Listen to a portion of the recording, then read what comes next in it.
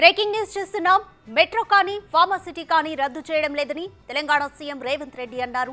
మీడియాతో చిట్చాట్లో పాల్గొన్న ఆయన కొన్ని విషయాలు పంచుకున్నారు. ప్రజా ప్రయోజనాలను దృష్టిలో ఉంచుకొని స్ట్రీమ్ లైన్ చేస్తున్నామని, ఎయిర్పోర్ట్కు ముందు ప్రభుత్వం ప్రతిపాదించిన రూట్లతో పోలిస్తే దూరం తగ్గిస్తామని వెల్లడించారు. బీహెచ్ఈఎల్ నుంచి ఎయిర్పోర్ట్ వరకు 32 కిలోమీటర్ల దూరం వస్తుందన్న సీఎం, ఎన్జీబీఎస్ నుంచి పాతబస్తీ మీదుగా శంషాబాద్ ఎయిర్పోర్ట్ వరకు మెట్రో ఉంటుందని చెప్పారు.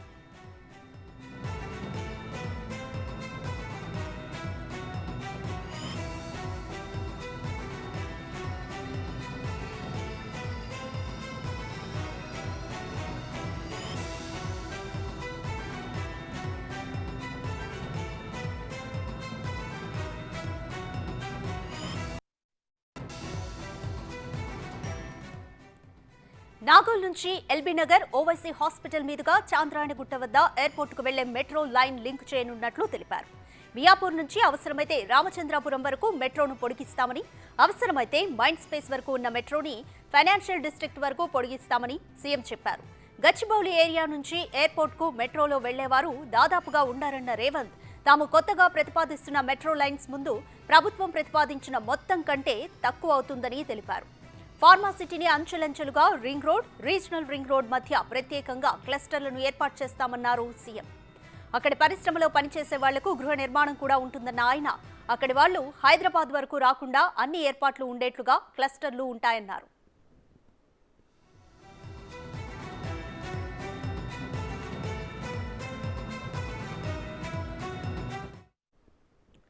కంప్లీట్ డీటెయిల్స్ మా ప్రతినిధి సాదిక్ అందిస్తారు. సాదిక్, మీడియాతో చిట్చాట్లో సీఎం రేవంత్ రెడ్డి మెట్రో అలాగే ఫార్మాసిటీకి సంబంధించి ఎటువంటి విషయాలను పంచుకున్నారు?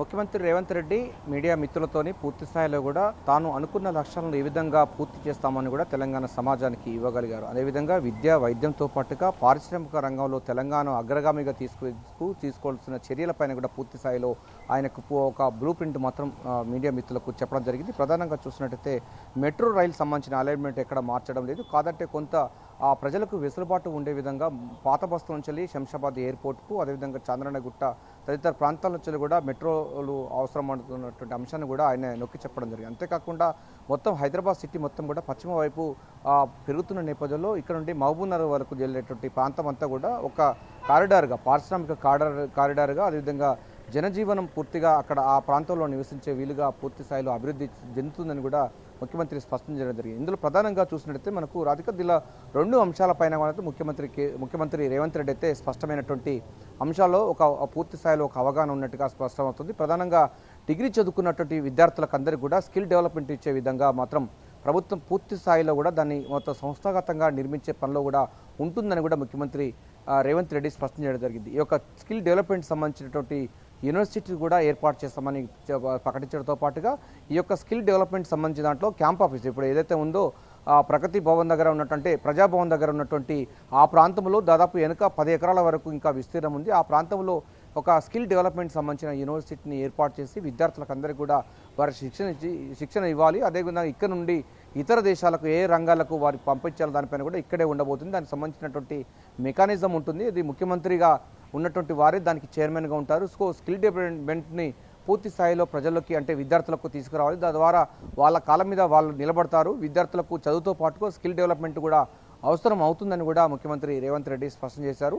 సో ఈ అంశం నేపథ్యంలో క్యాంప్ ఆఫీస్ వెనుక ఉన్నటువంటి ఆ ప్రాంత ప్రజాభవన్ వెనుక ఉన్నటువంటి 10 ఎకరాల విస్తీర్ణంలో ఒక పెద్ద స్కిల్ డెవలప్మెంట్ సెంటర్ను ఏర్పాటు చేస్తాము. అక్కడ విద్యార్థులకు అందరికీ కూడా నైపుణ్య శిక్షణ ఇచ్చేసి చాలా పెద్ద కంపెనీస్ ఉన్నటువంటి వాళ్ళతో ట్రైనింగ్ సెంటర్స్, అదేవిధంగా రాష్ట్రంలో ఉన్నటువంటి వివిధ రంగాల్లో ఉన్నటువంటి సాంకేతికమైనటువంటి వారి అందరితో కూడా పూర్తి స్థాయిలో శిక్షణ తరగతులు ఇప్పించి ఇతర దేశాల్లో వారి యొక్క మ్యాన్ పవర్ ఏ విధంగా ఉపయోగపడుతుంది అన్నదానిపైన కూడా లైజనింగ్గా ప్రభుత్వమే ఉండి వారందరినీ కూడా ఇతర దేశాలకు పంపించినట్లయితే డెఫినెట్గా తెలంగాణ సమాజంకు, తెలంగాణ విద్యార్థి లోకానికి, యువతకు ఉద్యోగ అవకాశాలు కూడా విరివిగా వస్తాయన్నటువంటి అభిప్రాయం కూడా ముఖ్యమంత్రి రేవంత్ రెడ్డి స్పష్టం చేయడం జరిగింది. దీంతో ఈ నేపథ్యంలోనే స్కిల్ డెవలప్మెంట్ సంబంధించిన యూనివర్సిటీస్ను ఏర్పాటు చేస్తూ అదేవిధంగా స్కిల్ డెవలప్మెంట్ సెంటర్ని కూడా ప్రజాభవన్ దగ్గర వేదిక ద్వారానే వెనుకనే దాని పెద్ద బిల్డింగ్ ఏర్పాటు చేసి అక్కడ ప్రాంతంలో ఎప్పటికప్పుడు దాని పర్యవేక్షణ కూడా ముఖ్యమంత్రి చూసుకుంటారన్న విషయాన్ని కూడా స్పష్టం చేయడం జరిగింది. ఇక దీంతో పాటుగా అతి ముఖ్యమైనది డ్రగ్స్ సంబంధించిన అరికట్టేందుకు పూర్తి స్థాయిలో కూడా ఏఓబి ఆంధ్ర ఒరిస్సా బార్డర్ నుంచి కానీ లేకపోతే మహారాష్ట్ర బార్డర్ కానీ కర్ణాటక బార్డర్ నుంచి ఇతర బార్డర్ నుంచి కూడా అంటే గంజాయి సంబంధించినటువంటి ఒక్క అంశం కూడా మన తెలంగాణ రాష్ట్రానికి రాకుండా పూర్తిగా కట్టుదిట్టమైన వ్యవస్థను పటిష్టపరుస్తాము. ఇప్పటికే ఇన్ఫార్మర్ వ్యవస్థను కూడా పటిష్టపరిచి ఏదైతే మన ఏఓబి నక్సలైట్ ఏరివేత్తకు ఉపయోగించినటువంటి ప్రత్యేక దళాల తరహాలోనే ఈ యొక్క డ్రగ్స్ కంట్రోలు అదేవిధంగా గంజాయి కంట్రోల్ చేసేందుకు ప్రభుత్వం చిత్తశుద్ధితో ఉంది, చాలా సీరియస్గా ఉంటుందని కూడా ఆయన స్పష్టం చేయడం జరిగింది. ఇక్కడ నుండి తెలంగాణలో హైదరాబాద్లో డ్రగ్స్ రహితమైన రాష్ట్రంగా తీర్చిదిద్దే లక్ష్యంగా తమ ప్రభుత్వం పనిచేస్తుందని కూడా ఆయన స్పష్టం చేయడం జరిగింది. అందుకోసం భాగంగా ఆంధ్ర ఒరిస్సా బార్డర్ నుంచి ఎక్కువగా గంజాయి మన రాష్ట్రానికి మన హైదరాబాద్కు వస్తున్నట్టుగా గ్రహించాము. దానికోసం పూర్తి స్థాయిలో పోలీసు యంత్రాంగము అదేవిధంగా నార్కోటిక్కి సంబంధించినటువంటి వ్యవస్థ ఇప్పటికే పటిష్టంగా ఉంది. దాన్ని మరింత పటిష్టపరిచి ఇన్ఫార్మర్ వ్యవస్థను కూడా అందుబాటులో తీసుకొచ్చి దీన్ని పూర్తి స్థాయిలో కూకటి వేలతో పెకిలిస్తామని కూడా ఆ డ్రగ్స్కు సంబంధించినటువంటి అంశంపైన కూడా ఆయన చెప్పడం జరిగింది. ఇక దీంతో పాటుగా ప్రధానంగా చూసినట్లయితే హైదరాబాద్ సంబంధించిన మెట్రో రైలు సంబంధించిన దాంతో పాటుగా హైదరాబాద్ డెవలప్మెంట్ పైన కూడా ముఖ్యమంత్రి రేవంత్ రెడ్డి స్పష్టమైనటువంటి దాంట్లో ఉన్నాడు, అంటే ఆ నిర్ణయంకు వచ్చాడు. ఎందుకంటే హైదరాబాద్ రింగ్ రోడ్డు అదేవిధంగా ఇన్నర్ రింగ్ రోడ్ మధ్యలో ఈ యొక్క పూర్తి స్థాయిలో కూడా ఈ ఫార్మా సంబంధించిన సిటీస్ అన్నీ కూడా ఒకే ప్రాంతంలో కాకుండా హైదరాబాద్ చుట్టుపక్కల ప్రాంతాల్లో విస్తరింపజేసినట్టయితే ఎక్కడికక్కడ ఉద్యోగాలు స్థానిక సంబంధించినటువంటి యువతకు ఉద్యోగ అవకాశాలు ఏర్పడతాయి. ఆ ప్రాంతంలో ఉన్నటువంటి వారికి అందరూ కూడా కొనుగోలు శక్తి పెరుగుతుంది, పరిశ్రమలు వస్తాయి, దానికి అనుబంధంగా పరిశ్రమలు వస్తాయి. ఆ పరిశ్రమ పనిచేయడానికి యువత కూడా అందుబాటులో ఉంటుంది. ఆల్రెడీ మనకు నైపుణ్యత శిక్షణ ఇవ్వడం కోసం స్కిల్ డెవలప్మెంట్ను సెంటర్ను కూడా ఏర్పాటు చేశాము. సో ఎక్కడికక్కడ పూర్తి స్థాయిలో కూడా డీసెంట్రలైజేషన్ వికేంద్రీకరణ చేస్తూ హైదరాబాద్ చుట్టుపక్కల పూర్తి స్థాయిలో outer ring road inner ring road మధ్య ప్రాంతంలో కూడా పారిశ్రామిక కారిడార్ను నిర్మించే లక్ష్యంగా కూడా ప్రభుత్వం చేయబోతుందని కూడా సీఎం రేవంత్ రెడ్డి స్పష్టం చేయడం జరిగింది. దీని ద్వారా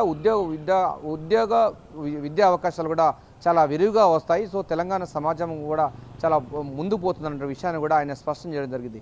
చాలా మట్టుకు చూసినట్టయితే మనకు మెట్రో సంబంధించిన దాంట్లో కూడా చాలా అలైన్మెంట్స్ వచ్చాయి, కానీ పాత బస్తు నుంచి వెళ్ళి కూడా రాలేదు. ఇప్పటికీ రాయదుర్గం సంబంధించినటువంటి అలైన్మెంట్ మాత్రం మారుస్తున్నామని ఆయన చెప్పడం జరిగింది. సో అక్కడ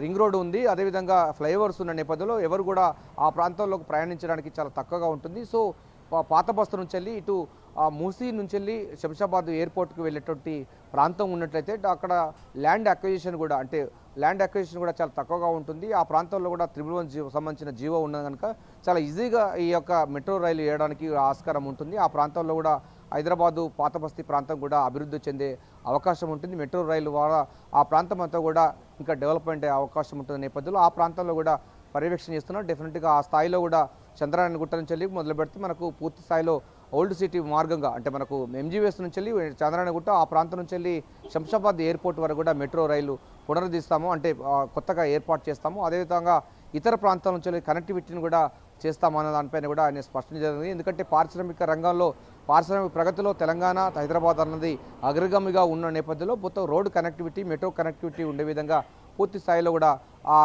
ఆ మెకానిజాన్ని సంబంధించినటువంటి అంశాలను కూడా ప్రభుత్వం పరిశీలిస్తుందని కూడా సీఎం రేవంత్ రెడ్డి స్పష్టం చేయడం జరిగింది. అంతేకాకుండా తెలంగాణ సంబంధించిన సమాజం పూర్తి స్థాయిలో ఏ ఆశయ సిద్ధి కోసం అయితే తెలంగాణ రాష్ట్రం ఏర్పడిందో ఆ ఆశయాన్ని పూర్తి స్థాయిలో తమ ప్రభుత్వం నెరవేరుస్తుందని కూడా ఆయన స్పష్టం చేయడం జరిగింది. మీడియా మిత్రులతోని అదే వాళ్ళకి సంబంధించినటువంటి మీడియాకు అండగా జర్నలిస్టు సమస్యలను కూడా 100 రోజుల్లోగా పూర్తి చేస్తామని కూడా ఆయన స్పష్టం చేశారు.